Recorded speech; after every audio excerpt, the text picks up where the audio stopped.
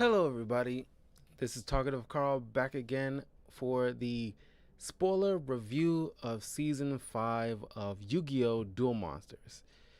It's been a good I took a break at least 1 or 2 weeks throughout this whole entire series, but technically let's call it 5 weeks or so uh, of going through each season of Duel Monsters. And boy, howdy, man, it was man. I mean, I love this series. I mean, like, think Duel Monsters is like right up there. It's like it's out of all the Yu-Gi-Oh series. It's mostly nostalgia for me as far as like how I love this series and what it means to me. Because like Yugi Moto is or slash the Pharaoh has been one of my all-time favorite anime characters. Uh, the voice acting is phenomenal. I mean, it's just like it is the main reason why I like Yu-Gi-Oh cards in real life. It's one of my favorite games to play. I remember I mentioned this probably before in previous seasons, probably Duelist Kingdom or the Battle City spoiler review. Check those out on the channel whenever you get the chance and share that around. But I remember when I was a kid, I didn't have the money to buy Yu-Gi-Oh cards. Eventually, my stepmother eventually bought some for me and my little brother. But before that, I remember me and him used to actually cut up, brown cardboard paper, or not construction paper, and draw. This is during the Duelist Kingdom event, before cards really got into circulation. And I remember, drawing all the cards from that Yugi uses at that time, while my little brother drew a lot of pictures from Kaiba. He liked Kaiba stuff a lot. And that was always our thing. I always like usually the main characters, and he always dig the rivals because they always have like the most slightly powerful stuff. So he liked Kaiba. He liked Sasuke, Vegeta, while I like Goku and Naruto, because they fit my speed and sensibilities.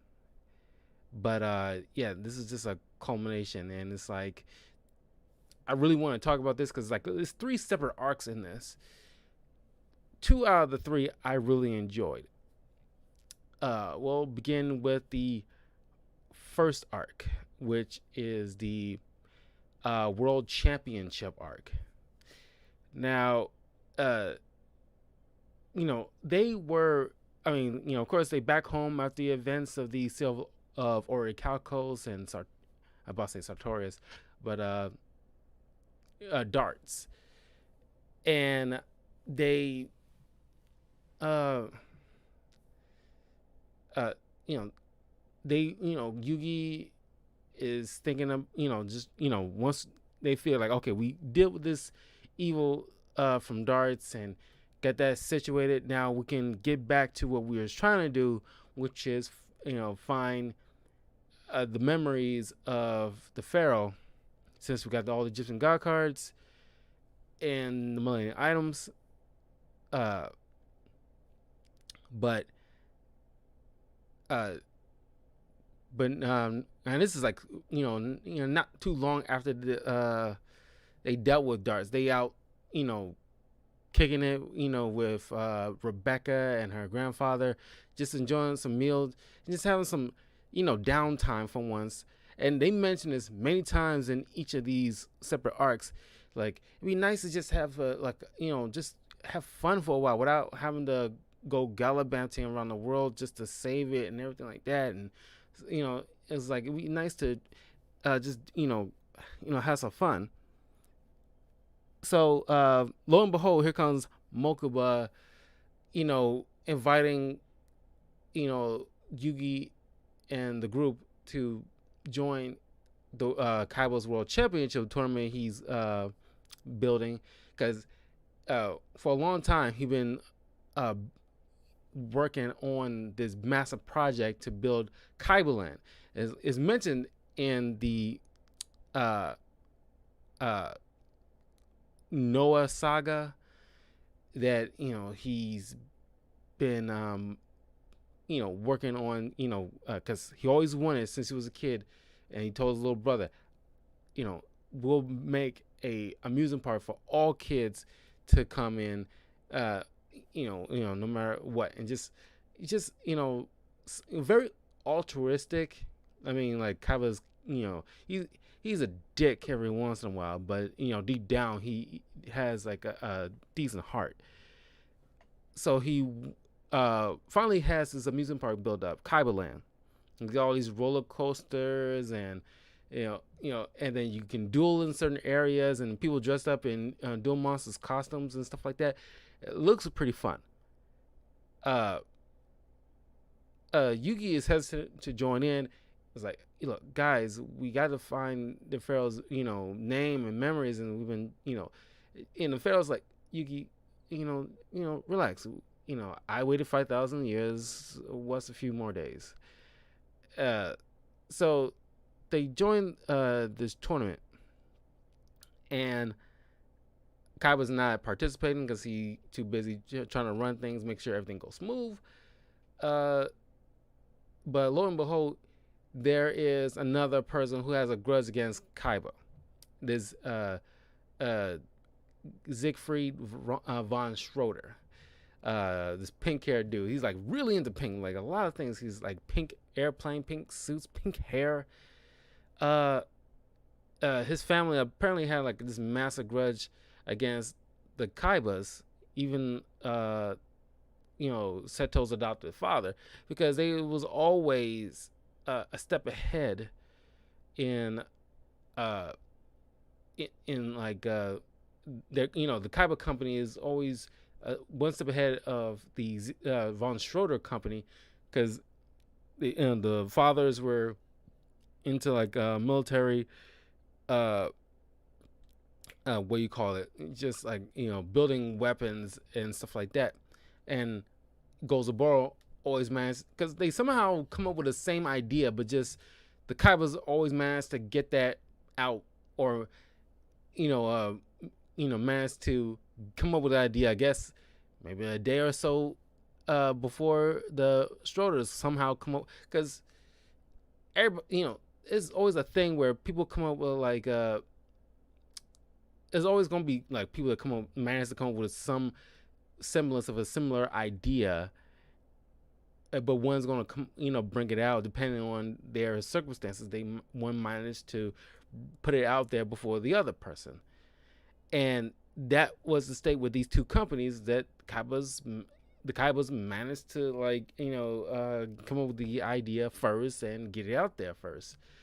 And of course Siegfried's father like grew like I wouldn't say he went crazy, but he's like went to something that's like deep depression, or just lost his mind according to him, and just was unfit to run the company. So the Von Schroders stepped in, at least Siegfried stepped in, and lo and behold, he turned his that company into a gaming company, not unlike how Seto, when he took over, did the same thing. And then he came up with an idea for the holographic technology for Duel Monsters, but Kaiba came up with the same idea and presented to Pegasus before Siegfried did. So it's like a very bitter rivalry, very what's that old Southern type? People usually name this Hackfield and Troy or something like that. Hackfield and something, that blood feud that just runs pretty deep apparently. So he has been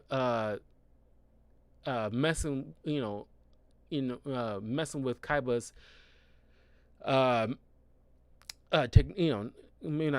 definitely technology and software. Like one moment where it's like, it was like a cool moment where Yugi and his friends go into one of the dual domes, and like they getting like bombarded by a group of kids that was there, and it's like they in awe, and they very like starstruck when they see Yugi, and he's like swamping him, swarming him, like, oh, sign this for me, Yugi, sign this. He's like a big celebrity, like just like their eyes going big, and they just like so happy to see him. This is very starstruck. I probably would be too, and like if it was me, I would definitely want to challenge Yugi to a duel. Yeah, sure. 9 times 10 will lose, but I don't even care. I just want that opportunity. Same thing as if I would have met Kaiba. It's like, and Joey. It's like I want a duel between any one of you three. I don't even care because I just want that experience. That would have been like that would be awesome to do. But then the technology got hacked. Oh, even before that, some kid, come up to him like obviously he's a decent kid. He came up to Yugi. He's like, hey, can you look at my deck and see what you tell me what you think of my deck, and is it any good, and can you critique it? And it reminds me of how like Joey's deck used to be before the Duel's Kingdom arc, and it's like, dude, your deck is mostly filled with just monsters, like like even when I was a kid and before I learned how to play the game, I knew that there were such things as magic and trap cards, and I want them in there too. I couldn't just. It would make no sense to have just monster cards in your deck. How do you expect them? You've seen people play, right? So you've seen people use some magic and trap cards before. Why would you not include that in your deck? That's weird to me. And like even as a kid, when I saw that, me and my cousins and my brothers saw that, I was like, "What the fuck is wrong with this kid? Why would you just have nothing?" He has dragon types, and that's fine. But you do know there's dragon type of magic and trap cards that help support the theme that you're going with. Why would you choose that? Why would you build a deck like that? It makes no sense. I like spellcasters, for the most part, when building a deck. I'm not going to just ignore magic and trap cards. Nobody would. No feasible person would that unless they're that freaking basic and that freaking of a noob, which I doubt anybody is. Even my youngest brother, who seen this stuff before, maybe not recently, but he knows about magic and trap cards too. But anyway, a dueling robot, on the other side of the platform, got hardwired or just hacked into, I should say, and it Schroeder turned up the skill level to maximum, like the hardest difficulty, and Yugi, using the kids deck, decided to step in because everything's shut down, and Muggable, who's there with them, is trying to rewrite the system so they can get let out because they're pretty much trapped in there until this either he can hack the thing to let them out, or Yugi beats this robot. But to buy time, Yugi used the kid's deck because he was already in. He already turned the thing on and is ready to set up, so he couldn't swap out his deck to use his own. So he played with the kid's dragon deck, which is filled with a lot of monsters, and he's telling the kid like, and the kid's like, getting bummed out. It's like, I'm sorry, Yugi. Like, you will be winning right now if it wasn't my pathetic deck. And it's like, no deck is pathetic, and like your deck is like, it's have heart in it, and we will win. And it's like that's why I like Yugi / Pharaoh. It's like it's kind of like Captain America, where it's like he gives, he says when he says something important to you, or he gives one of those speeches, you feel like you can believe anything, and you feel like you can do anything. And it's like, that's a credit to the voice actor and the writing, but it's just like, like at that moment, it's like, that's why I know I like this dude, because like I feel like, yeah, I can freaking do anything. That's why he's one of my favorites in my heroes, aside from like Spider-Man, like Naruto, Yugi, Ash Ketchum. It's like my all-time heroes as far as like when it comes like inspirations, And he's going through this deck. He's just building up defense for right now until he comes up with a strategy using his deck to beat this computer.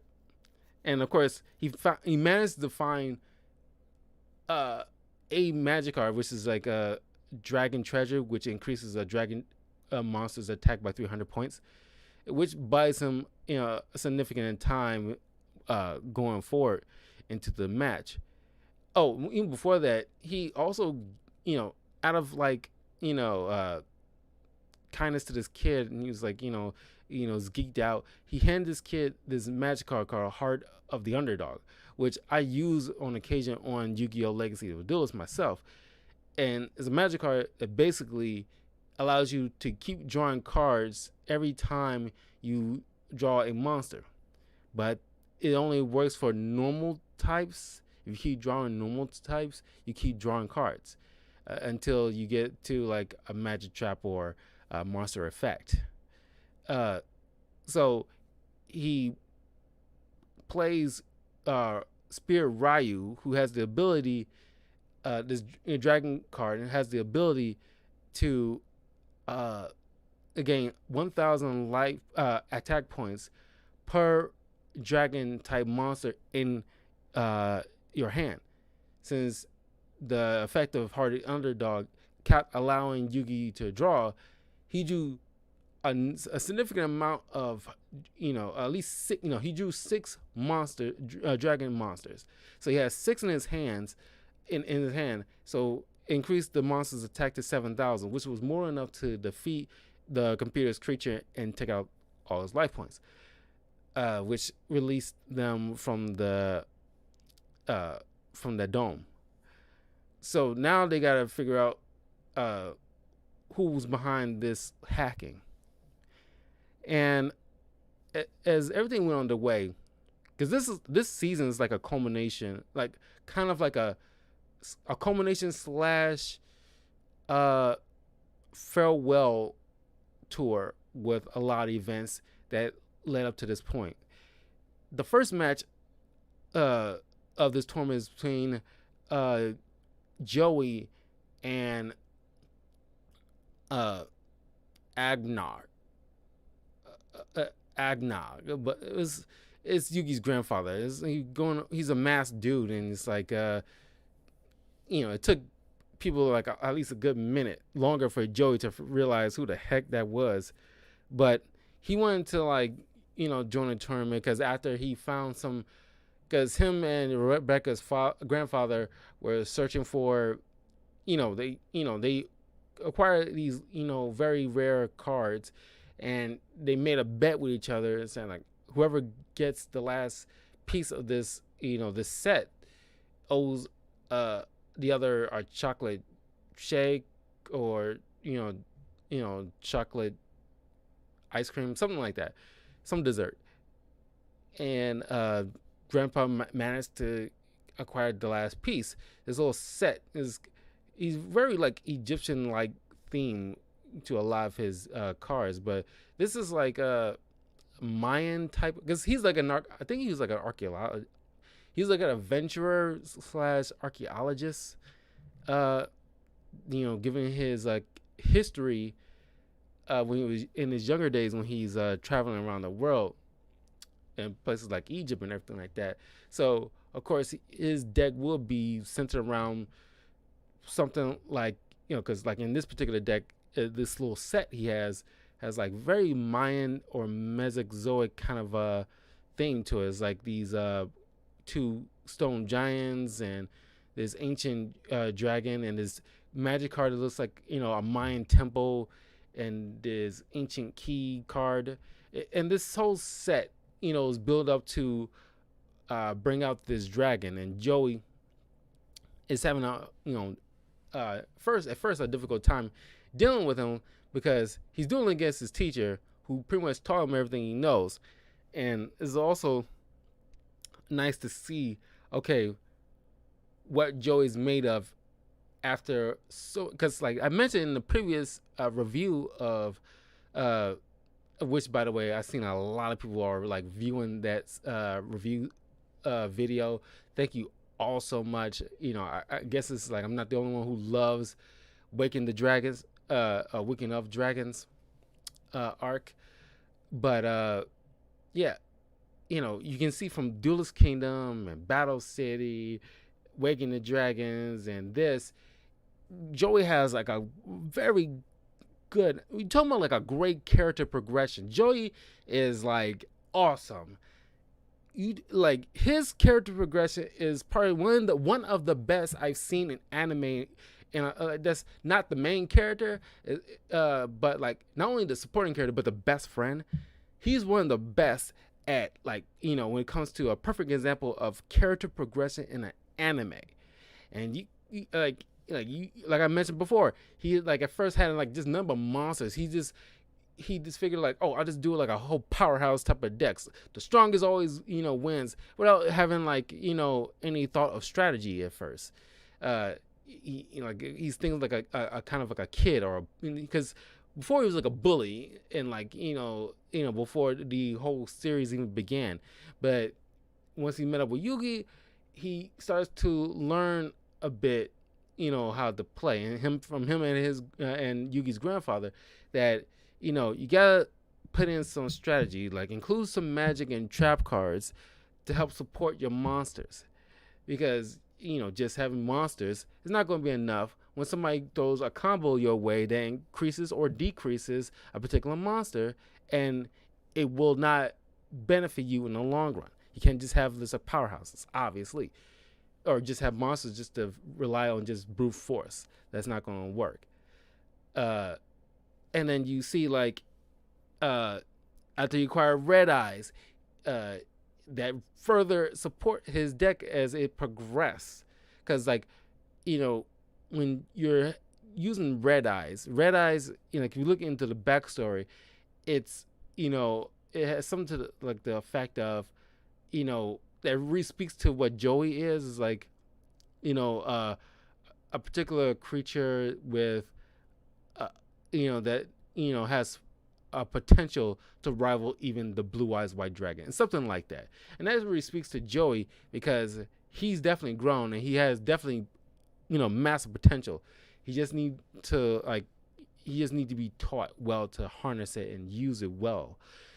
So throughout like Battle City, when you're using like a lot of like dice and other luck based kind of cards, and further along the Waking of Dragons, you see him utilize a lot of Red Eyes themed type of cards, or even further equipped type of cards to help benefit his monsters, like his Gearfried the Swordmaster, or even in this match he has Guilford the Lightning. Well, he had it in Battle C as well, but Guilford the Lightning, which is a powerhouse, of course, but if you sacrifice 3 monsters instead of 2 with this card, once he's on the field, he can destroy everything, or at least all the monsters on your opponent's side of the field, to clear the way to do massive damage. So it's like, Joey has definitely learned how to strategize and think on his feet. Also, use his gut, but it's just like, of course, his deck is a lot of luck themed decks, but he bounced it out with a lot of Red Eyes type of decks, and utilizes Time Wizard very well.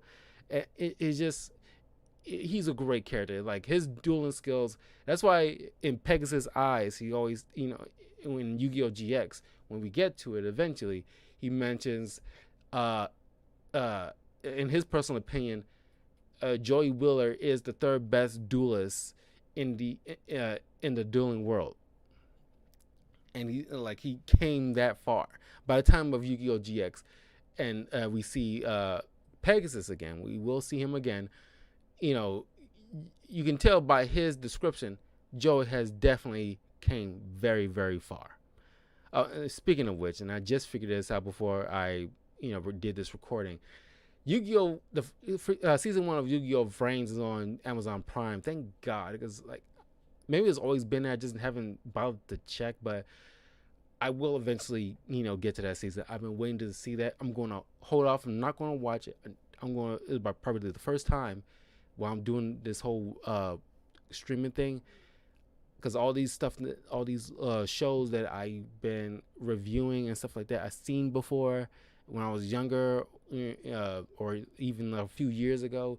I've seen before for the most part, uh, uh, but and some of them not for a very long time, but Yu-Gi-Oh! Vrains season 1 is probably gonna be the first time I actually gonna be watching something for the first time, and then reviewing it. It's not something I have stored in the back of the recesses of my mind, like I have like these other Yu-Gi-Oh! Series that I've seen like multiple times that I can pretty much relay, not verbatim but close enough. This one is gonna be like a new experience, so I'm looking forward to that with you guys. But anyway, uh, I uh, I love the match between him and Grandpa, where you know, uh, you know, Joey utilizes his like cards very effectively, using card combinations. Something that you would not think he would be able to come up with on the fly, but it's like requiring resources in from his deck, just enough to come up with like a decent strategy to counteract uh, not one of the powerfulest groups of cards. Uh, well, it's very low tier of so far as like powerhouse set of cards that Grandpa has, but Joey managed to overcome that, which shocked Rebecca's grandfather. It's like he couldn't believe Joey managed to uh, you know uh, uh, figure out a strategy to overcome, like, because that combo that Grandpa uses always brings back the dragon, and then with certain other support that Grandpa had with his this trap card that negates a lot of dice rolls. Joey utilizes a lot of. If Grandpa managed to roll a higher number than Joey, then Joey's dice rolls are canceled out. And then you got another card to limit the number of attacks he uses, plus another trap card that Ordeal of the Traveler that causes Joey to have to guess what type of card Grandpa has in his hand, and if he guesses wrong, then the monster that he's choosing to attack with goes back into his hand. So all that in combination with everything else put Joey in a tight spot until Joey managed to use like Giant Trunade, bring back his monsters with like premature burial, and just managed to win. He didn't get far in the tournament, which is kind of bogus. Speaking of which, the people involved in the tournament, there's Rebecca, Yugi, Joey, and then Siegfried and this kid named Leon, who they met during the whole ordeal in the dome. Everybody else is like seemed like very like cartoony or just janky characters. It's like just throwaway jokes, except for one. This woman who looks like Chun-Li from Street Fighter. I forgot her name, but she and Rebecca really hate each other because she loves Yugi, but I think she just loves his notoriety and fame more so than anything. She's kind of like the personality what my Valentine had in the early days of Duelist Kingdom. Vivian Wong, that's her name, and of course she and Rebecca dueled, and Rebecca just mopped the floor with her with this, because she can duel, but she had like a cool ass strategy where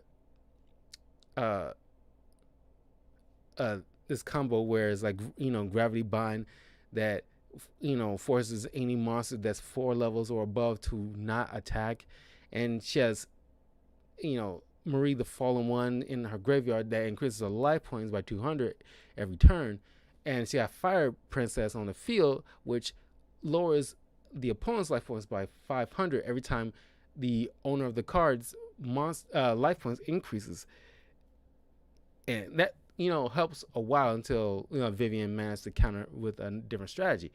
But those two are like that duel was pretty fun. Now I'm thinking about it. There was another moment that I did not see.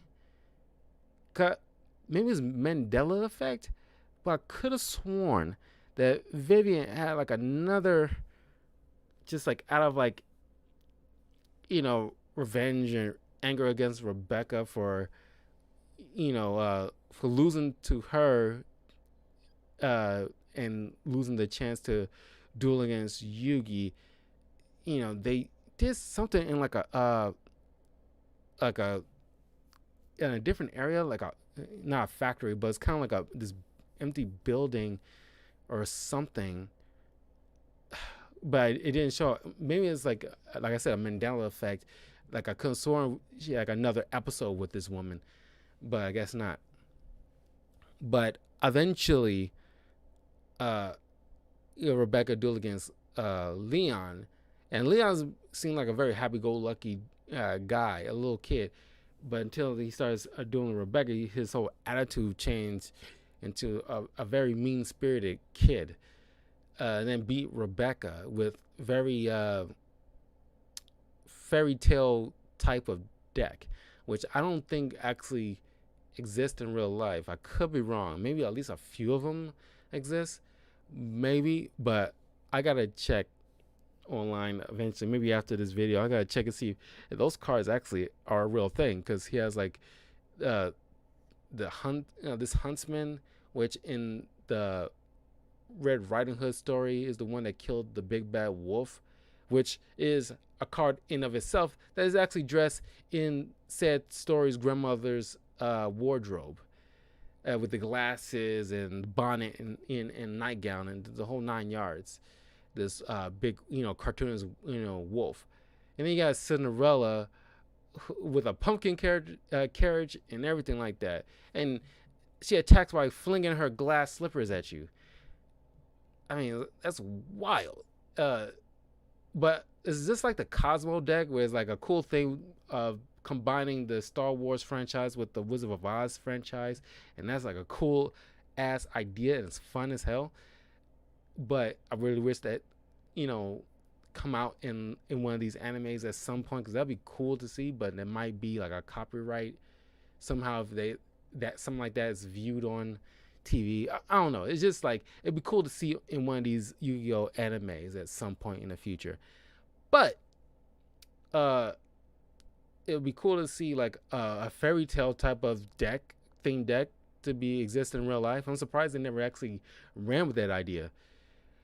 But all these little other people, this doctor who actually has his like nurses with him to like they help him put on his gloves, because you gotta keep his doctors gotta keep their hands sterile as much as possible after they wash it, and people have to like help them put on gloves so they won't have to touch anything in the midst of surgery or anything like that. They even like pat his head with a napkin to keep the sweat off as he's like dueling. That's wow. And then there's one dude's like this kind of like dude with his pet monkey, look like somebody might be out of the circus, just like having like a monkey, help, duel with him. It's like he showed it in his hand, like, what do you think, boy? And like, and then he hops around like, like a monkey and tries to duel. We never seen these people actually utilize any cards and see what their decks are like. They really don't mean nothing, but I guess that's the point, I guess. But then there's like another guy who's pretty much like a Sherlock Holmes type of dude. And they don't mean nothing, but it's like, it would be nice to see a little something of how they play strategy is. I'm imagining like the Monkey Kid, guy had maybe like a beast type deck, or at least monkey themed beast deck maybe. But anyway, this tournament all comes down to Leon, and because Leon got to the end, and Yugi of course, but Siegfried dueled against Joey and beat him obviously, but uh, he utilizes this very Valkyrie type of theme deck, uh, and his card combination is like very it's like half of it is like hard to pronounce, especially with he using his thick German accent. It's hard to understand. Uh, like Nibelung's Ring, right of the Valkyrie. I can't do a German accent, but it's like very very thick, and like exaggerated. But uh, it's this cool moment. Probably one of my favorite moments in this arc when kind of figure out who Siegfried is, and want him booted out of the tournament because he uh uh hacked his system, uh and he entered the tournament illegally under a false name, or at least falsified some information, which is against Kaiba's rules. But like I mentioned before, he stated the grudge he had against Kaiba. They end up doing, which is like an awesome scene to watch. Just Kaiba, stepping in and just mopping them forward with Siegfried, who, like, of course, has all these Valkyries, these women on like Pegasus or Pegasi, and very like a cool strategy with these three particular magic cards. One that controls like past, present, and future, kind of like the fates from Greek mythology.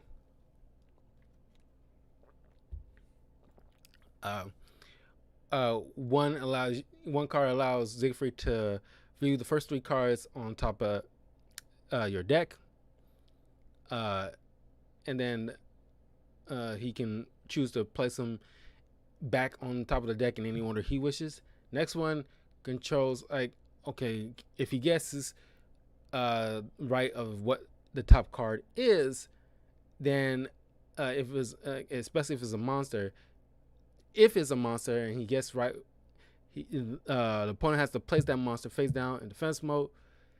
Then the next card, the future, if he guesses what the face down card is, then is revealed and is destroyed. And of course, Kaiba managed to like eventually overcome that, and then summon his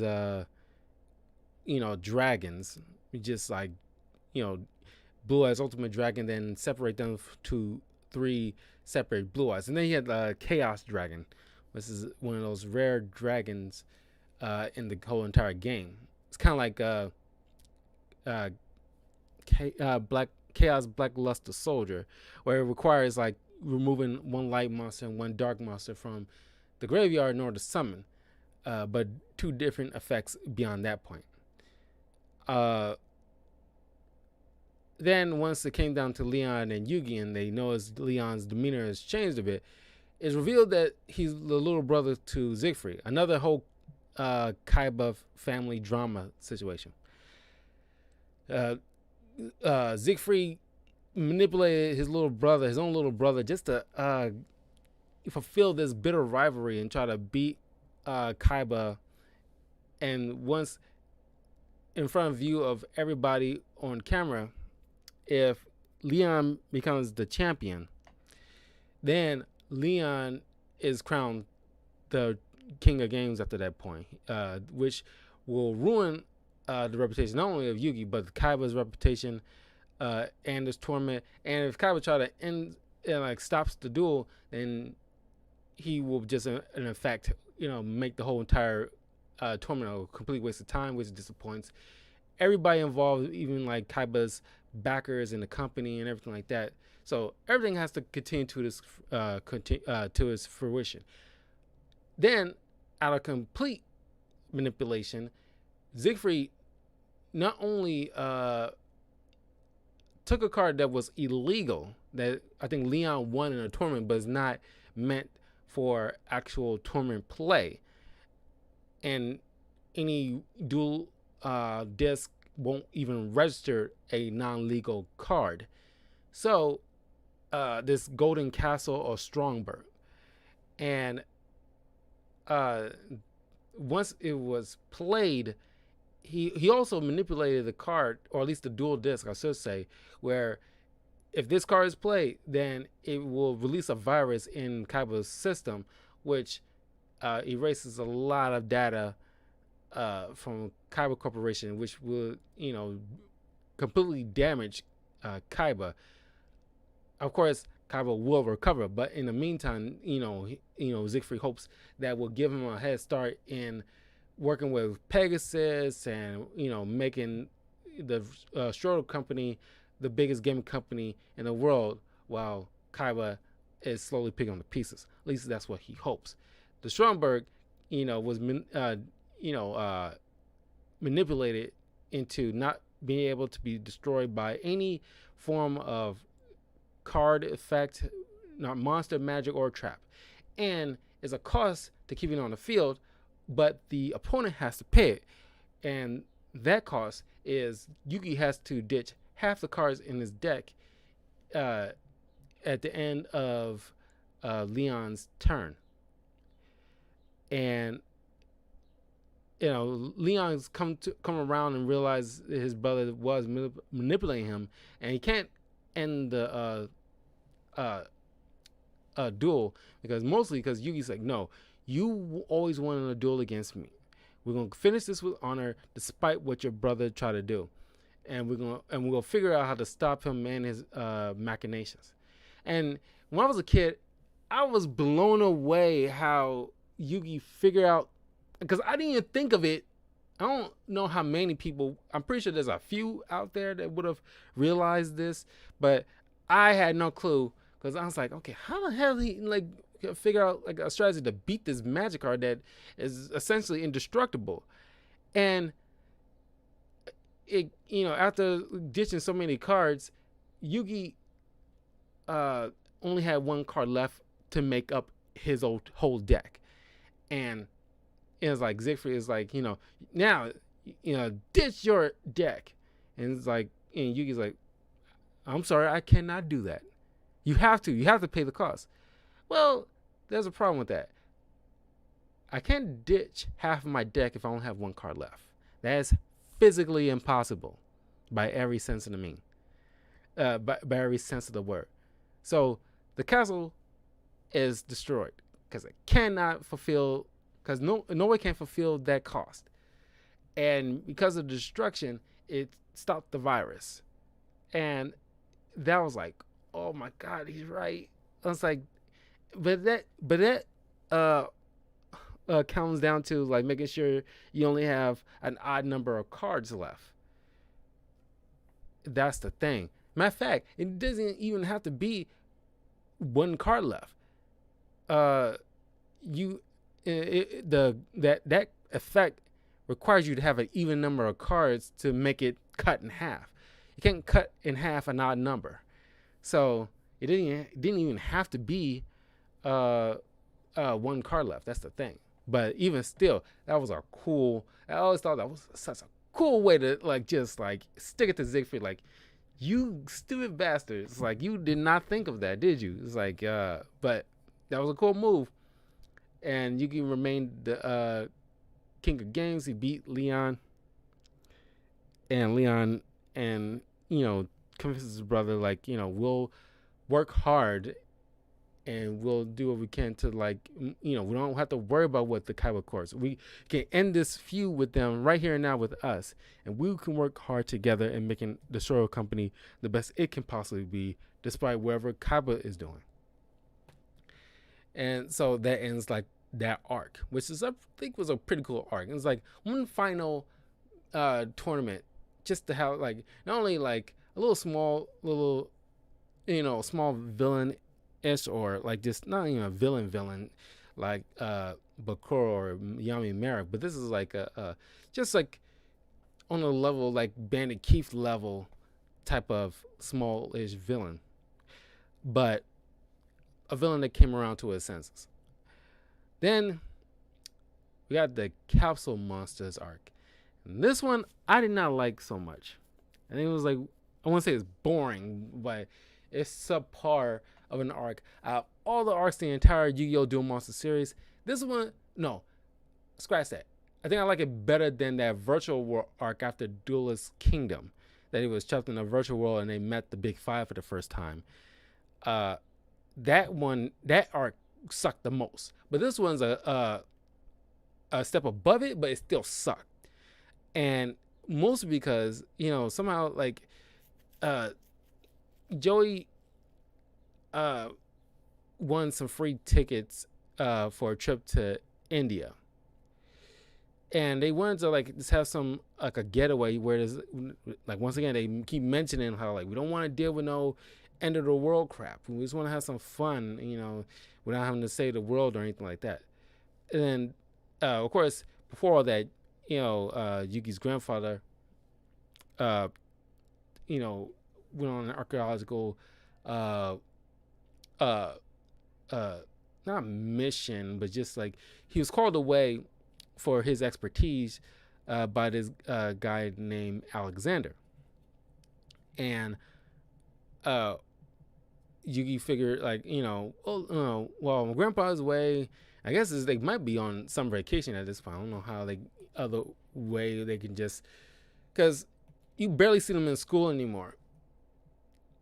So they took a plane ride. I think it was like a private plane ride. Since they were, I guess it's like a contest and they won. But they took a private plane to Egypt, not Egypt, but India. But along the way, it was like turbulence. The plane crashed in this this jungle-like area, and they met up with Alexander, who was telling them, because he led them to this pyramid. It was in the middle of this forest, which is miles and miles and miles away, a long way from Egypt, where these things are meant to be. So they stumble upon another mystery, and they now were told that Yugi's grandfather is missing, and they find like a huge coincidence that they managed to stumble their way into a mystery, and not only that, they gotta find Yugi's grandfather. Because the whole thing is like too coincidental. So it was the whole thing was like, of course, manipulated. They, stumble upon into this room where this big, look like a big the biggest game board that you see that's carved into the floor. And as soon as they step on it, they are transported into this world where it's kind of reminiscent to the Capsule Monster games they was playing earlier in this arc. And the Capsule Monster thing is kind of like the way Dungeon Dice Monsters were. And I gotta say, Dungeon Dice Monsters was a little bit more entertaining than Capsule Monsters. I couldn't retain like how the game was played. It did not pique my interest as the card game and the dice game did. Now, of course, I never played a dice game either, but I was thoroughly more, invested into how that game is played way more than the Capsule Monsters. They have these little gauntlets things that shoot out capsules containing monsters that they end up acquiring throughout this adventure. They eventually run into their grandfather, and they realize, they being chased by all these kind of monsters in these different areas, and they gotta figure out these riddles, these 5 different riddles, in order to make their way out of this entire situation. They come to meet up with the spirit of Alexander the Great, who informs them that in his time he stumbled upon the Millennium Ring, which, like Bakura, affected him and split his dark half and his light half, which explains his you know his, because towards the end of Alexander's life in real life, I could be mistaken, he kind of went off the deep end, not like full blown crazy, but just kind of like he eventually just like, because he kills off a lot of people like in the end of his life that was like he deemed untrustworthy and all the other stuff. They kind of like gloss over that and just use that ring to in like combination to that history to make it seem like that the ring has affected his mind. So that's of course why he because he was like he mysteriously just died one day, but his spirit was split in half. His evil half kind of like lived on and I guess reincarnated eventually towards, well, Alexander in the modern times was kind of like a reincarnation of Alexander the Great. Like Little Yugi is pretty much like the reincarnation of the Pharaoh in modern times. When they stepped into the pyramid the first time, the evil spirit managed to get a hold of Alexander and possessed him. So now he's looking to like conquer the world, but he needs he needs his grandfather to make sure that he fulfills some kind of task in the entire game in order to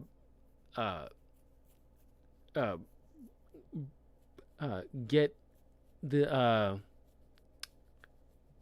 pendant they was using to like let them know that after each trial it lights up and it has to be brought back out. He needed to make sure that grandpa mix it out. So that's where he kind of manipulated the situation to get these kids, Yugi and his friends, to look for the grandfather because he doesn't want to get trapped there himself. So he's going to get these kids in there, make sure that they get that pendant and brought it back out with them so he can acquire the power that it was building up to be able to reclaim his place as a conqueror, that kind of thing. Something like that. The good half of Alexander the Great is in his spirit form is trapped in this world, and he, once they managed to get out, his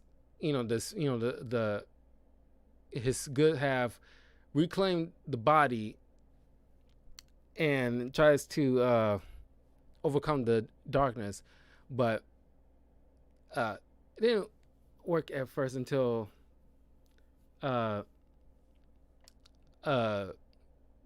did this massive kind of Capsule Monster duel, and it was I won't say it was stupid, but it was just like they Yu-Gi-Oh acquired this like magic armor where you can combine with Dark Magician or the Black Luster Soldier, so he can like fight. And I can't tell you how many times I was getting tired of hearing. You think like those French speeches are dull as hell to listen to from Taya, especially? Try listening to when it's like, when he one of them tell him like, let me handle this. I don't want to put you guys in danger. You can't get rid of us. We're in this together. It's like, shut the fuck up. Shut up. Shut up. No, you cannot. Half the time, no, you cannot. Okay? And it's like, I like my friends too, and I will, I like to, make sure like I'm there for them too. But there's certain things like, you're gonna have to like step aside on to let them handle. It's just, it's touch and go as far as like depending on the situation. But it's like, it was so tiring. It's like, you can't get rid of us. You are, most of the time, not all the time, but most of the time, you guys are useless.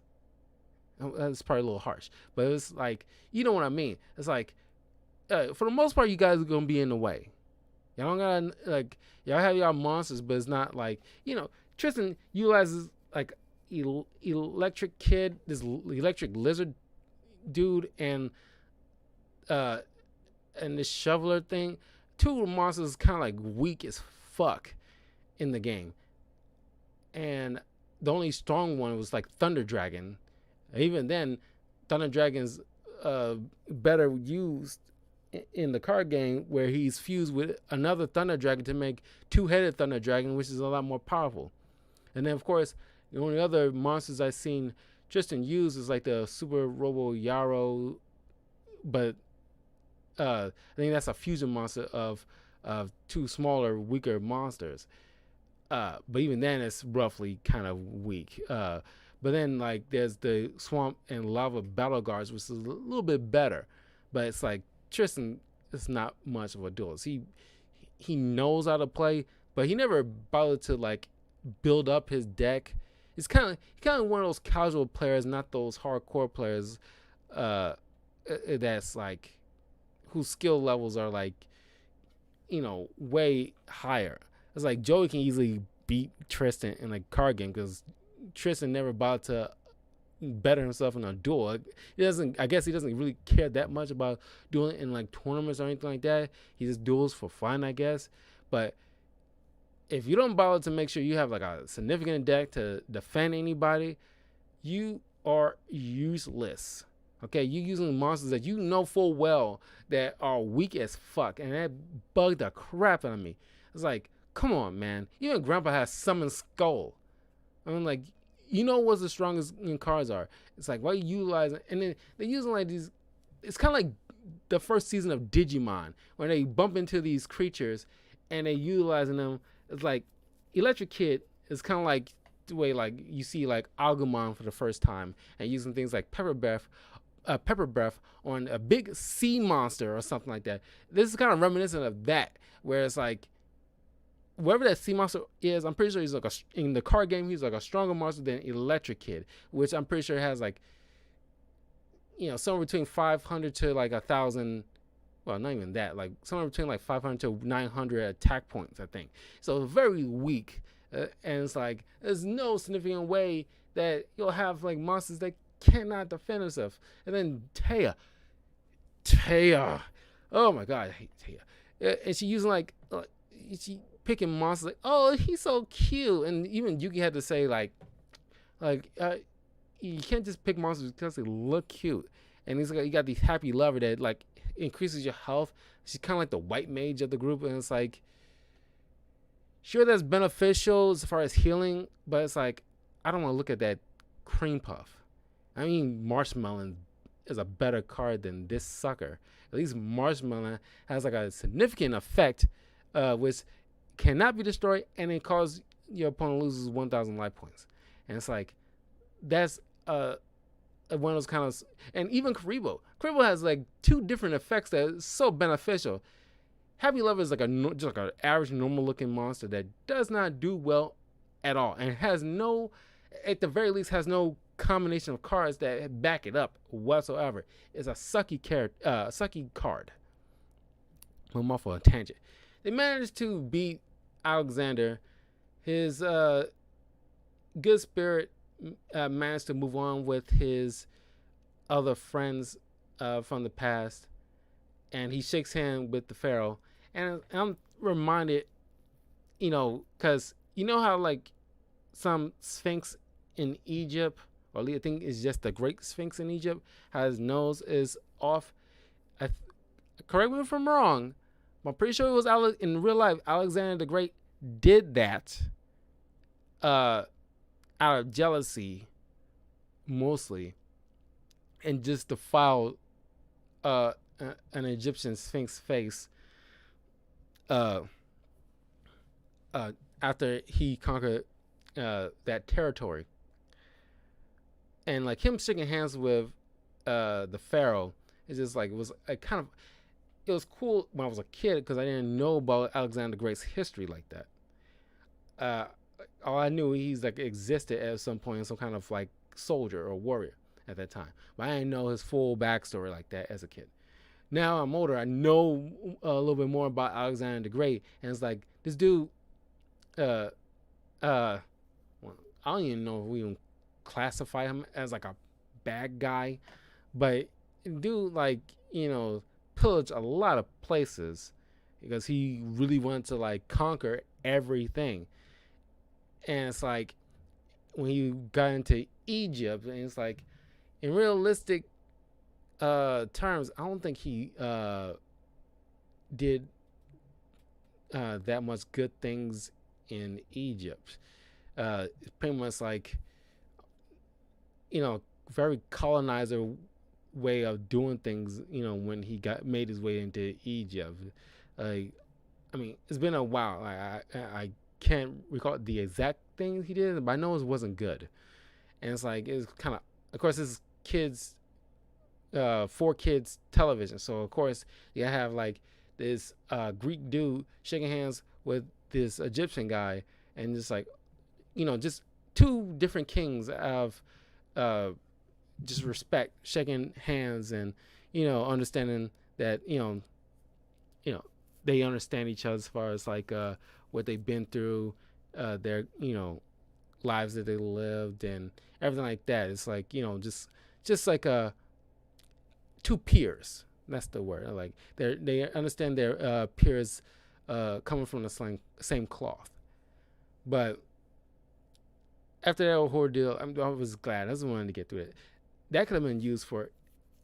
I was like, I had a thought like that could have been used because like of all the Millennium items that we've seen throughout this series, we never seen the Millennium Scale be used by like another adversary. Because like we got, or at least by somebody, that could have been used to utilize at least a short arc with an low rent. I'm not say low rent, but like a kind of an adversary. It's not like huge like Merrick, but just enough to see like somebody utilizing the Millennium Scale. But it was already been seen still on the Millennium Stone, still safely in place, and nobody's bothered with it. But that could have been. I'm just saying like that arc could have been used to see somebody using that, or just not do this arc whatsoever. Next arc is a little bit better because it's like finally like a wrap up of the entire series and everything involved. The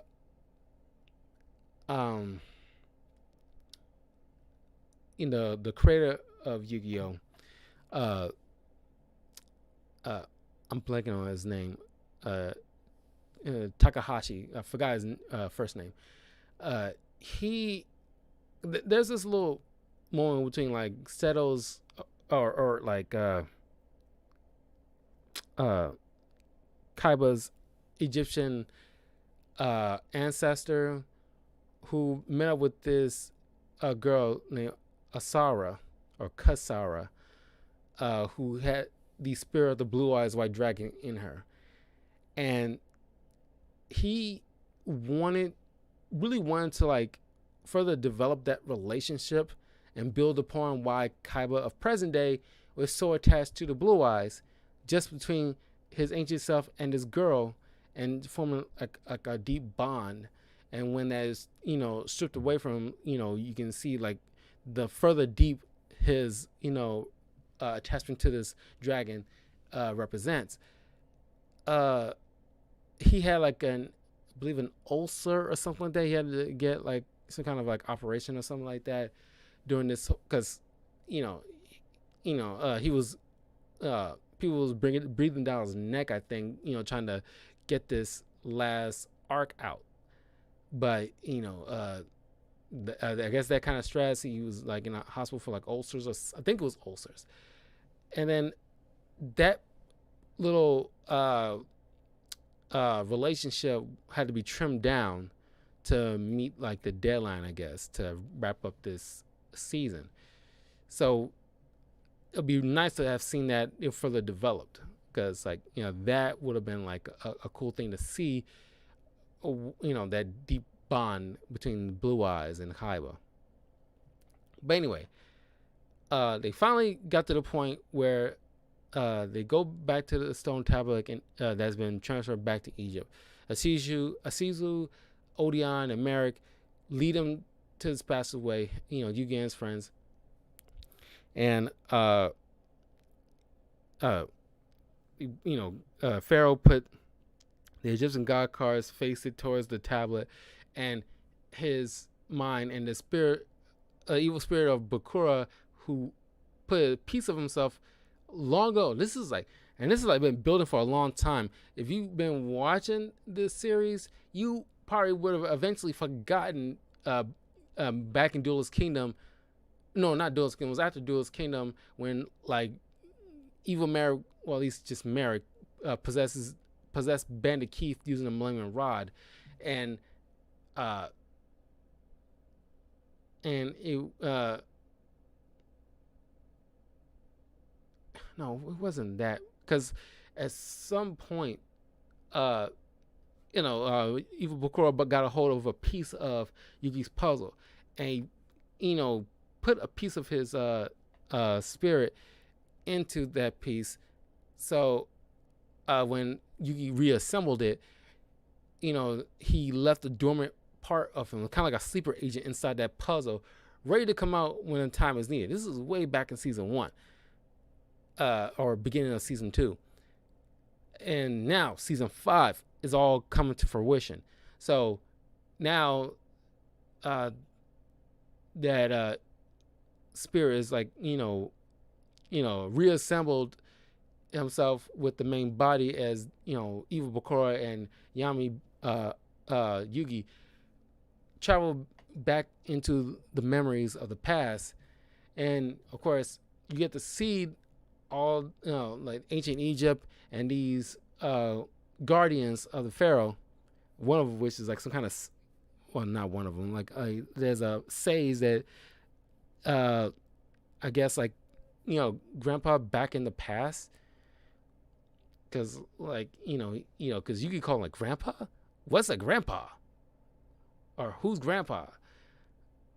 And it's like, come on, you got no similarities, you're not related at all, because y'all look alike. If Yugi is a reincarnation of the pharaoh, then the grandpa should be a reincarnation of you. So it kind of makes sense, but he doesn't acknowledge being called grandpa at all. He seems very confused why you calling him grandpa, that kind of thing. But pharaohs get to see like ancient duel matches back in ancient Egypt that we only seen glimpses of in previous seasons, where like these guardians who use each millennium item besides the puzzle to extract dark spirits that control certain people, and it turns out to be monsters that they managed to seal away in stone tablets, and they store them in different temples where each one of the guardians can use to summon them to fight on their side against certain enemies. And you see like this girl Isis, who looks like could be like the ancient ancestor of Sisu, even talks like her, looks like her. Then this other dude who looks like Odeon's ancestor. He talks like him, but just got completely different tattoos, and just completely bald with no kind of ponytail. Then you got Priest Seto or Prince Seto or something like that. It's like I think it was Priest Seto. Then you got this Akhenaten, who is also, who nobody doesn't know until at the end of this arc, is Priest Seto's father, who he had to give up in order to avoid anybody using him as like collateral when doing certain things for the pharaoh kind of situation, or use them against to manipulate. You just use them as like a pawn by controlling the Seto. So he has to like he kind of left them.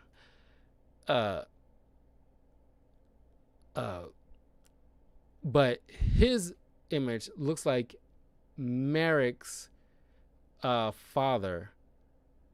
So it could explain why like Yugi, Merrick, and Kaiba is able to utilize the Blue Eyes White Dragons. I mean, not Blue Eyes White Dragons, and Asisu can utilize the Egyptian God cards because they all pretty much. Because Kaiba mentioned himself, because he managed to travel back in the distant past as well later on in the arc, and it's like, are you saying we're cousins? It's like, yeah, it's like because like they come from the same bloodline. Uh, Priest Seto's father and uh, the Pharaoh's father are brothers, so it would make them cousins. And if you know, Priest Seto's father is a reincarnation of Merrick's father, it could stand to reason that Asisu and Merrick are related to Seto and Yugi as well, making them all family, which makes them the same bloodline as royalty, which allows them to be able to summon the Egyptian God cards without damage to their bodies or psyche, like anybody else that's not from the bloodline. Because I remember mentioning in the Battle City that they come from the same like court, which is kind of right, but I forgot, they or from it got to be the same bloodline apparently, given the fact that their lineage is like crazy. And then you got like a guy controlling the million scales and can't recall his name, but then you got this this guardian named Mahad, who's actually a Yu-Gi-Oh card, and he and his apprentice are essentially ancestors, or at least the embodiment of the Dark Magician and Dark Magician Girl. And after we were watching this, I forgot how wild that was when I first saw that, because when he calls forth one of his powerfulest creatures to battle, he calls it the Illusion Magician, and it's like a faceless dark magician, pretty much. And like when Yugi and his friends come to the past, and he meets up with Mana, that's her name, who looks like the Dark Magician Girl. They tell them like, you remind me of the Dark Magician Girl. It's like creature we use, and she's one of the most powerful mages. And I like her energy. It's like the whole vibe of Mana. She is so cool, and maybe just because I really dig the Dark Magician Girl. I love the way she looks, and it's like I just love the Dark Magician Girl. Who does not love the Dark Magician Girl? Definitely one of the favorites. But yeah, so each one controls a particular millennium item, and you get to see like how like ancient duel monsters play, and they even have like these at least some people control like usually these golden dual discs, but they call them something else, but I can't recall. But instead of like the way dual discs are usually looked in modern day, is only 3 slots that opens up that's available to summon 3 monsters. So it's very limited. It's not unlike how like how they try to make Duel Links work. It's roughly the same thing, except magic or trap cards. But as far as like fusion, they use the Millennium Scales to utilize a tool to fuse 2 creatures together to I guess that's their way of using fusion, but nobody else can do it. But Bakura comes back in his ancient body, and he is the like it turns out, because I mentioned this in my video of what anime villains that need to have their own TV series, similar to like the Loki series. Check that video out too when you get the chance. But his whole entire grudge and animosity towards the pharaoh is mostly because of what his father and Akhenaten did towards his village. Because uh, Akhenaten, who was the wielder, who led to be the wielder of the Millennium Eye, forged, because they trying to. He went to his brother and let him know like we need a way to defend ourselves against our enemies. Even though the pharaoh of the time wanted like try to make sure they broke in peace, use violence at the very last resort, that kind of thing. But Akhenaten, at least people, I mean, uh, well, at that moment, people assumed that he collaborated with Akhenaten to go to Bakura's village when Bakura was just a little kid and sacrifice, because they believe this is like just filled with like evil people. It's kind of like Sodom and Gomorrah in the Bible, when it's just like just filled with like a lot of wicked people doing all kinds of crazy stuff that's like just wicked behavior. It's like there's no good people kind of here that's here kind of thing. So sacrificing them was like no, like there's nobody felt like they was gonna lose any sleep over it, or didn't think there was gonna be repercussions. Akhenaten went all the way out there with some guards, utilized this Millennium Book to that taught him how to forge the Millennium items. They required like souls in order to be forged, and more specifically, I think evil spirits.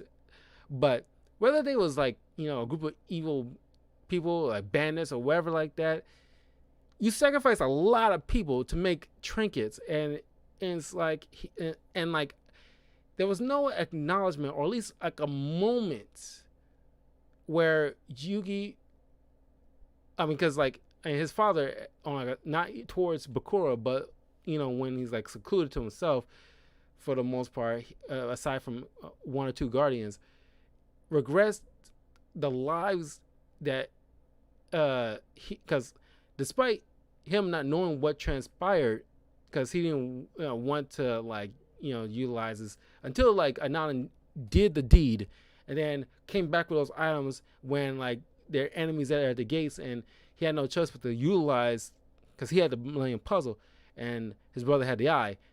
The Pharaoh used the puzzle, and while the Guardians used the other items to fight, pull out monsters to fight back against their enemies, so they can have peace in the land of Egypt. Keep in mind, this is Egypt. Every pharaoh had like Jewish slaves or Israelites, and it's like it's hard to think you have like a village.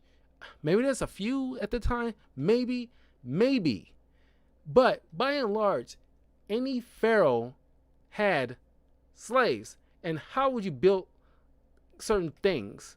Because you had like a large castle, and there's other like pyramids and other stuff that you use to keep like the tablets with the creatures that you sealed away. They had like certain guards showing them setting certain things up, but you had slaves. I know full well. We found out later, Yugi, or the pharaoh, Yami Yugi's real name is Atem.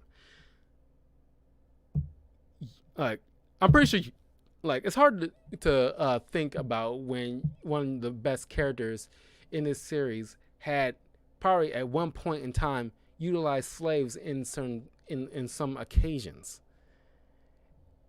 and like even at that time it wasn't cool because nobody wanted to be slaves or owned by somebody else, but it was like norm, quote unquote norm of the time of ancient Egypt. It was just a fact that the pharaohs had slaves, and like one of my heroes, it's hard to, like, I won't say it's hard, it's feasible to know that he had slaves, and it's like, I know he's not like that, and I'm pretty sure it's like, and obviously his father's like a good person, so I knew like not like that, but it's just like it's like one of those like things where it's like one of those like slave masters that's like not as horrible as the others, kind of situation, but it's a fact. It's like hard to something that you don't want to think about. They never even show that because it's for kids and kids are watching this. Obviously, you don't want to have one of your main characters uh, using guards to whip people into building pyramids and stuff like that. You obviously don't want that, but it's something like that had to be, brought up. But anyway, Atem's father regrets the fact, like he used it in order to save his, city from the invaders, but he still regrets the fact that, despite that other village filled with like wicked people and bandits, there are still people, and you sacrifice lives to build trinkets in order to help ourselves. That's like very selfish to like an nth degree.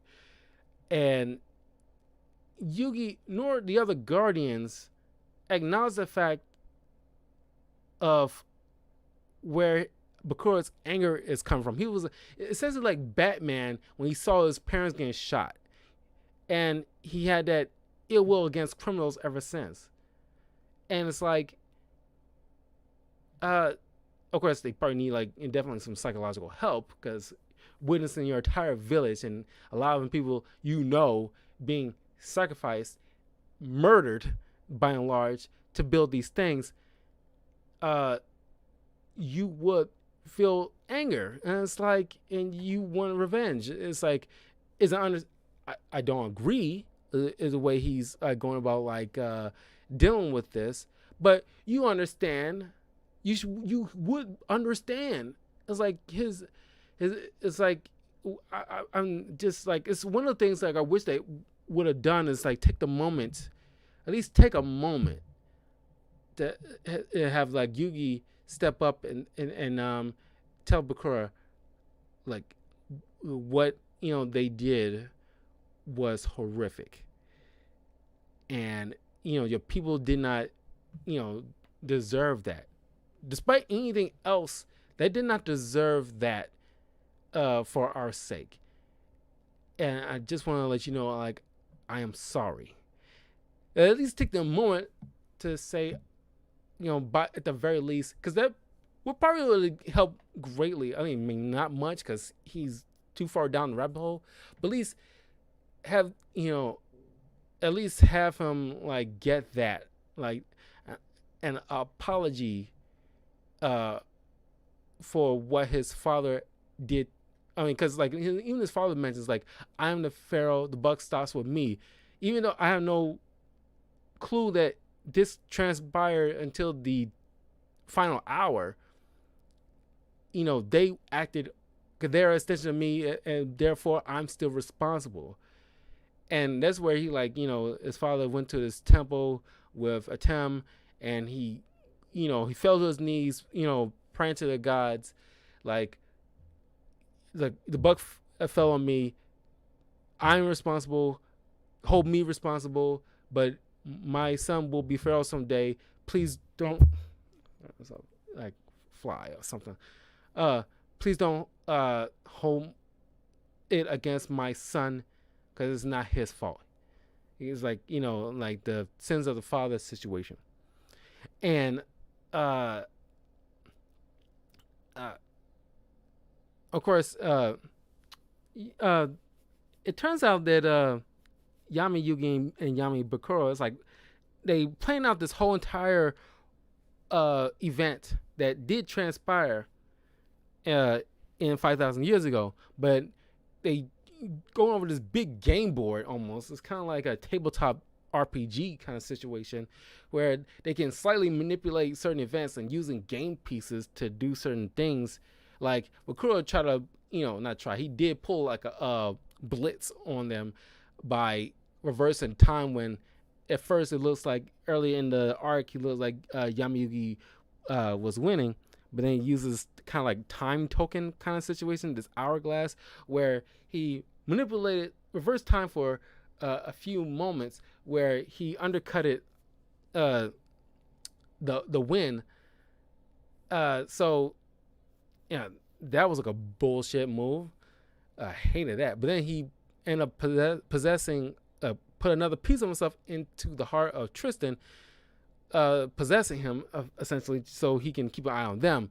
But one of the game pieces apparently Yugi had for his friends was that this fat guy named Bumbasa, who talks in a very stereotypical, typical, uh, like I don't know, it was like Arab or just Indian accent. And the only thing he like half the time talking about is like getting more food. Like, dude, it's like, and he's a very rotund, and he's like he dresses like a genie, uh, and in like half the time he's just bouncing around, and it's like he was kind of annoying. Uh, I never liked him back in the day, and I still don't like him now after all these years, revisiting this season. But he's pretty much kind of like when you're playing like a game, is like he's set up to be like a shortcut when you fulfill a certain task with him. Whereas like you feed him, he allows you to get you to a certain place quickly. To like give you like a shortcut. It's kind of like certain fairies in games or some other kind of like creatures. It's kind of like a fast travel situation, But he eventually was, I guess, kind of used up because eventually he like disappears after they lead them to the cave where they eventually will find the pharaoh's name, but they cannot read hieroglyphics. But they come back, and since they can be able to like after little Yugi managed to duel against the possessed spirit of the possessed Tristan, he managed to will a dual disc to his arm, and he go with a good old fashioned Duel Monsters match, where little Yugi managed to hold his own and beat Bakura, which it really signifies how you talking about like the natural progression with Joey. Little Yugi definitely had like a natural progression because it's mentioned many times that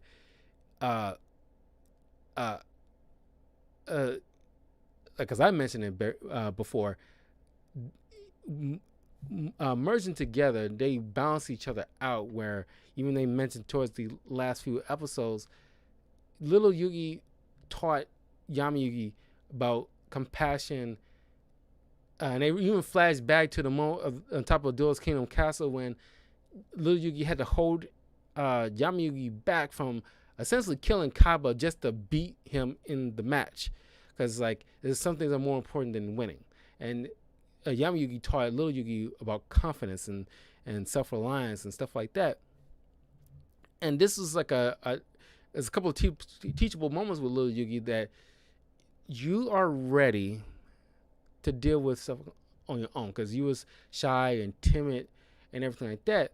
But with the help of your alter ego, you managed to, you see throughout the series that he become more confident in himself and dealing with certain things. So he's not a timid little kid anymore, which is like a cool progression. Bakura managed to summon Zork, the embodiment of the shadows that created the shadow realm. He's the king of it. He's the one who created it. So he came onto this plane, and everybody's throwing in their most powerfulest creatures. Ancient Grandpa, summon Exodia. You get to finally just like at the beginning of this entire series, is nice to finally see towards the end of the series is a nice little bow where you see Exodia in his glory and just like tangle with Zork, who, by the way, has a dragon for a dick, and it's like they try to shadow it up around his belly. But if you look it up, it's like, I don't know what people who drew this character was thinking. And it's like, why would you draw him in a way he has like a dragon snake thing on his abdomen that was pretty much his dick? And it's like, it's so bizarre of a choice of a creature, and they ran with that. Even back then, I was thought it was like, that's so weird. Why is like a dragon's head on his dick? Uh, but anyway, they threw like a Zodiac at him. They threw all these other creatures, Dark Magician and Dark Magician Girl, at him. They threw in like Priest Seto, threw in like Blue Eyes at him. Uh, uh, uh, uh, they threw in like the Egyptian gods, and even that separately they wasn't enough. But then President Kaiba stepped in after he realizes like because he's eventually come to realize all this stuff is actually real. Was thank God, a lot of people will feel the same sentiment. Like thank God he finally gets it, and like you have to see with his own eyes kind of situation. Despite everything else, he's like has no choice but to acknowledge, especially after at the final duel, he had to acknowledge the fact that what's going on.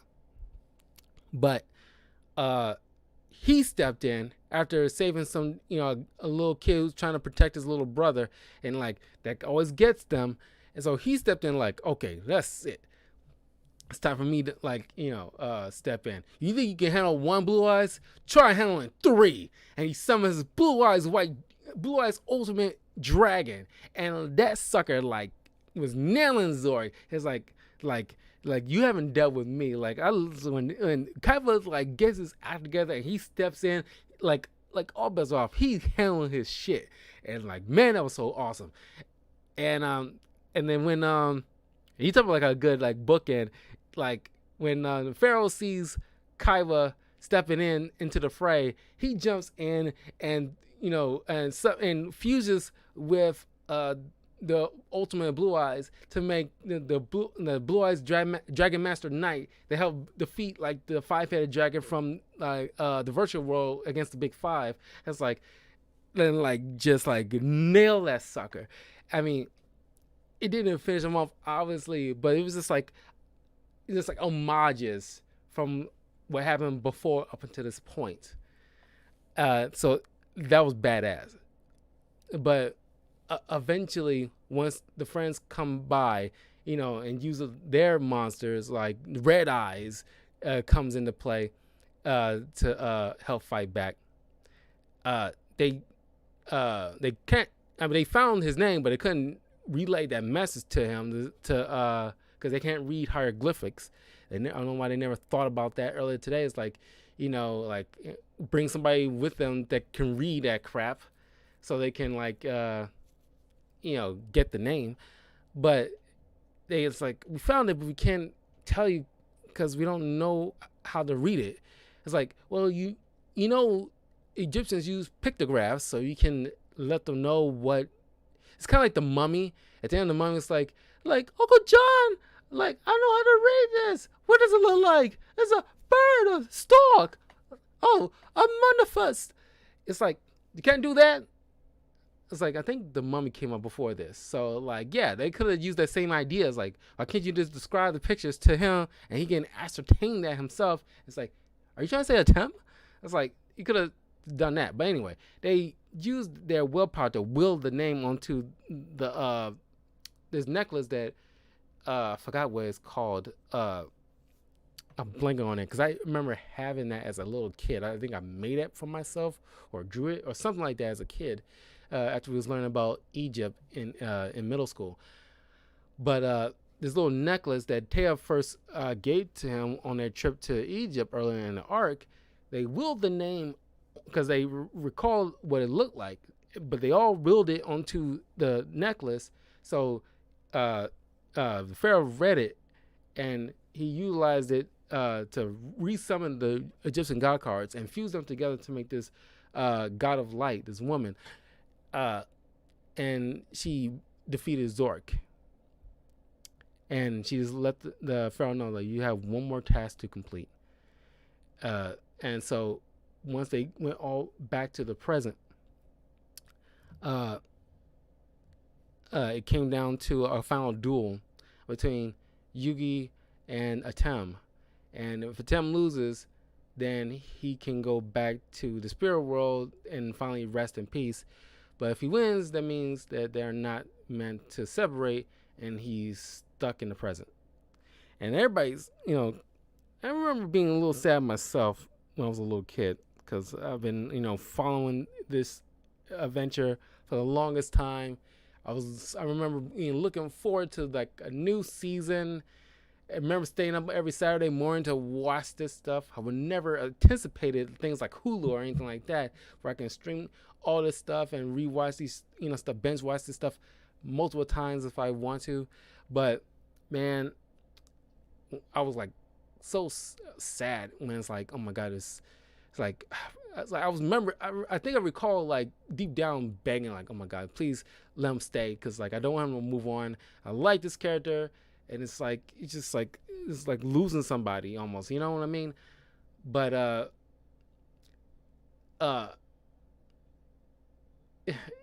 there's like a 4-part episode where Yugi and Tim at the door to the afterlife dueling each other. They make their own little separate decks, and like even little Yugi's deck is like uh it's kind of like a acknowledgement of his growth. We got like level monsters like silent magician and silent swordsman that are level monsters that increases power each turn. So and that's like a perfect representation of little Yugi and his progression throughout the years into his own man. Uh, and it's like Taya's having a hard time, uh, you know, dealing with the acknowledgement that the Pharaoh has to rest in peace, but I don't want to let him go either. And it's like she, of course, is kind of whiny. Not want to say whiny about it. She's feeling her feelings. It's how she feels. It's just the way he's carrying on. It's kind of like bugs me a little bit. But it's just like I get it. It's like you do not want to let this person go, and it's being selfish, but part of you does not care because you love this character so much. But you want what's best for them at the same time, and it's hard to reconcile those two feelings.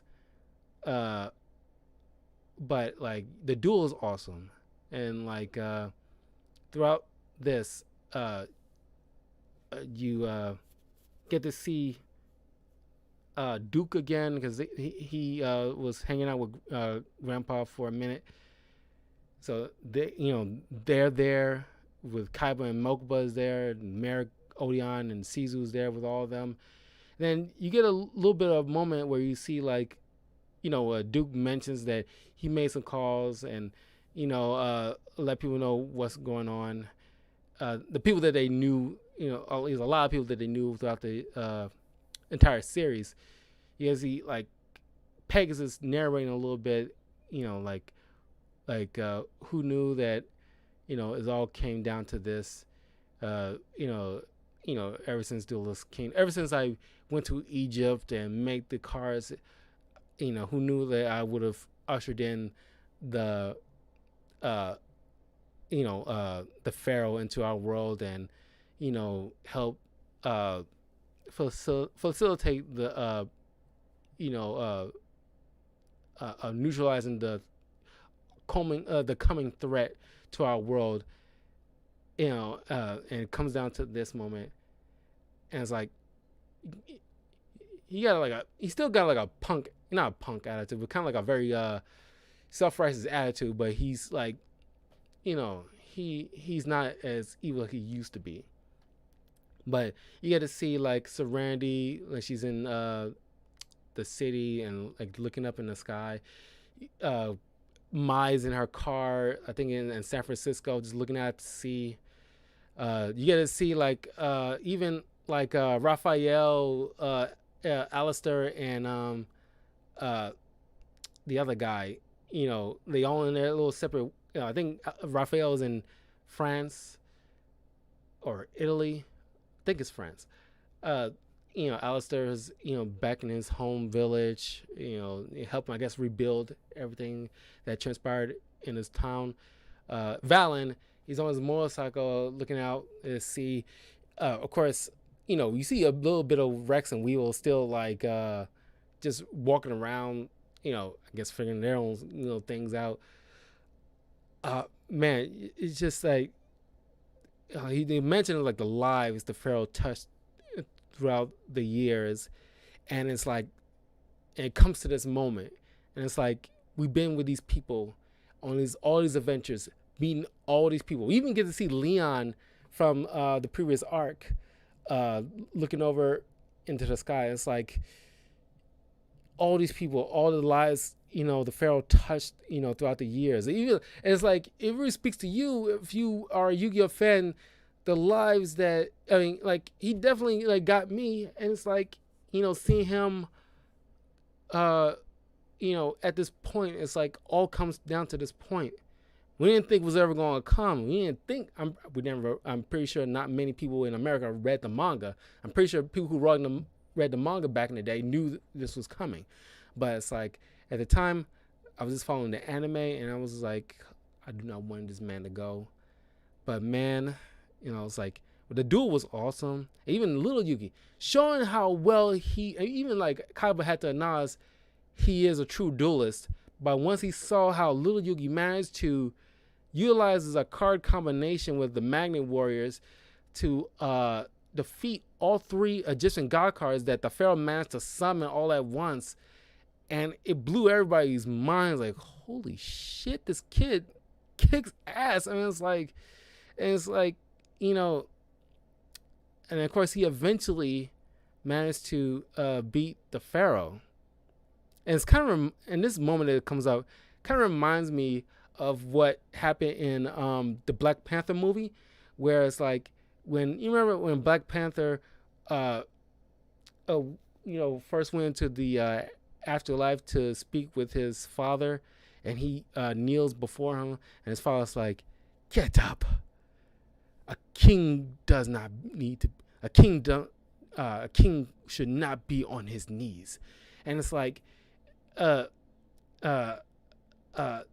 Pharaoh, when he walks up to Yugi, when he kind of collapses after his victory, and he tells little Yugi, a champion does not need to be on his knees.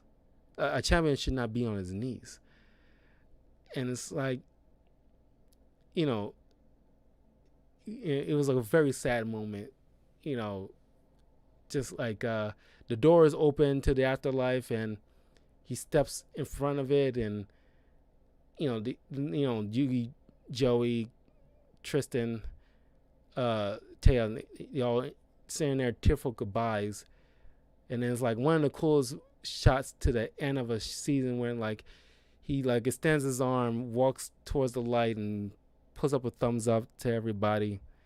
Just like a nice send off of a character where he sees all his friends and family in the afterlife waiting for him, and he's finally ready to go. Oh, in fact, that before he went back to the present to do this final duel, he gave his Millennium Puzzle to Kaiba, because we see, it's that big tablet where it depicts Pharaoh and Priest Seto dueling against each other with their blue eyes and their dark magician. We never knew like why. At least nobody knew why they were fighting. Everybody thought like, Priest Seto was turned against the king, so he's like the evil that they had to fight. But no, he was at that moment when they were depicting this little conflict. At that moment, which didn't last long apparently, was possessed by Akhenaten, who eventually turned to the dark side thanks to Bakura, and was possessed, and and Zor kind of infested that little back part of his mind that felt a little bit of jealousy towards his brother, and animosity that he had to abandon his own child that he feels should be the pharaoh.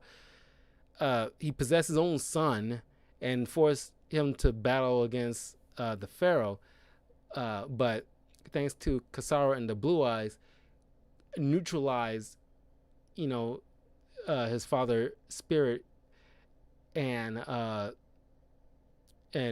Priest managed to come to his senses. And so Atem wanted him to like become the new pharaoh, and lead the people and bring peace to the land of Egypt. Which once he comes back to the present and read the scriptures and everything on the tablets, and he comes to understand that since that moment, Presedo throughout his reign actually did bring peace to the land of Egypt. Almost done anyway.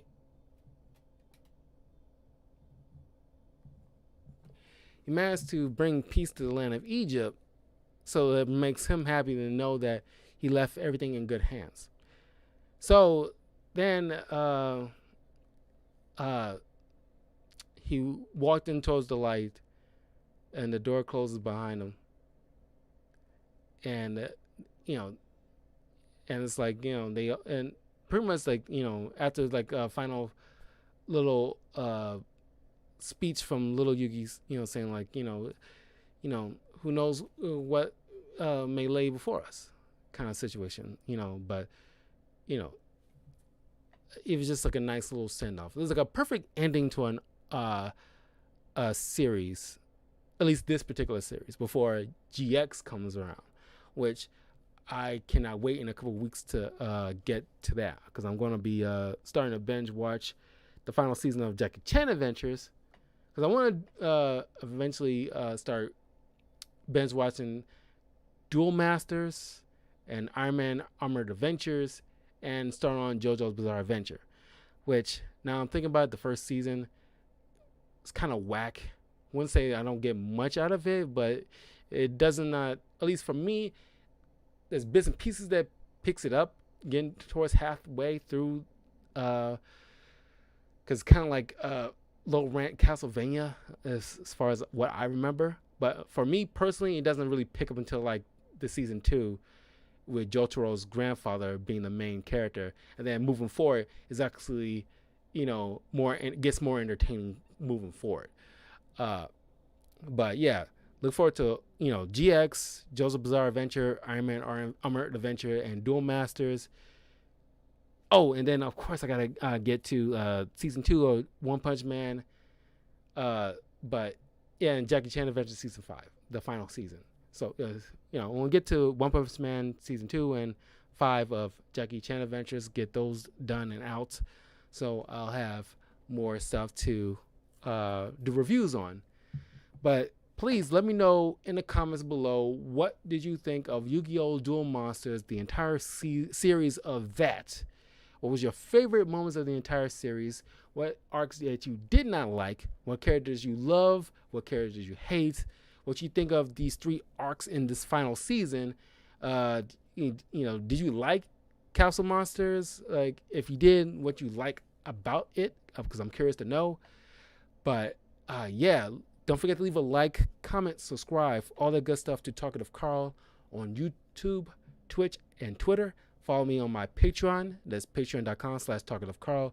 If you have ideas for other reviews that you want me to do, as far as like movie or TV, or if you got certain topics that you want me to make a video about, I'm willing to do that. Just make sure you let me know.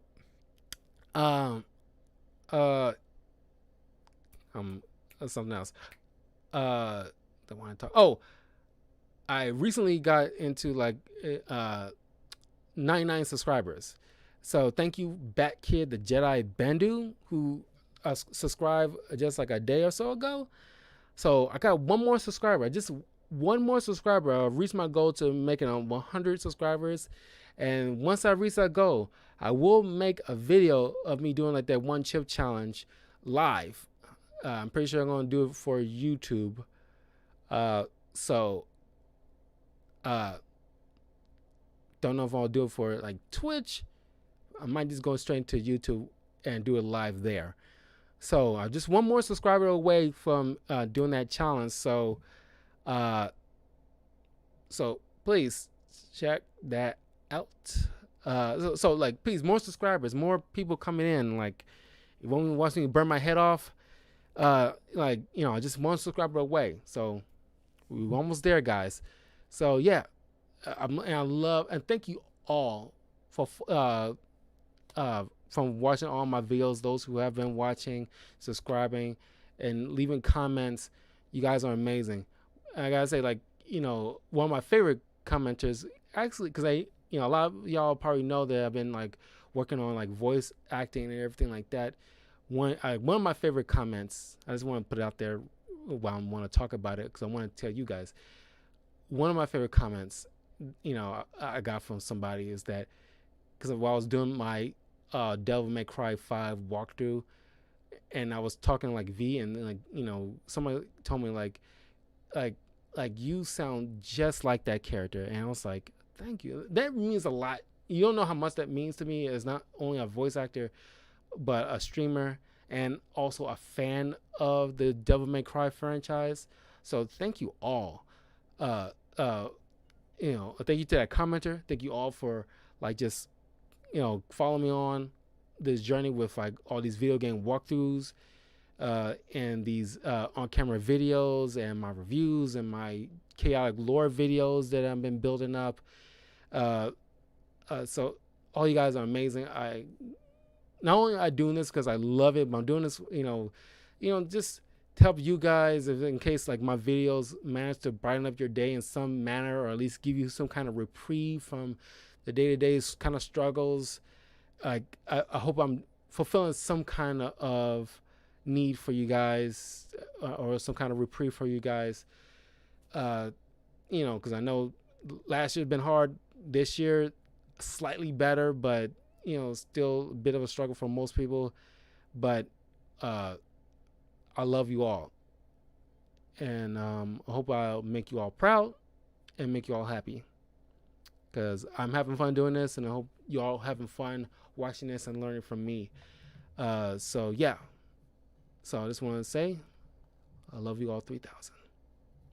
Peace.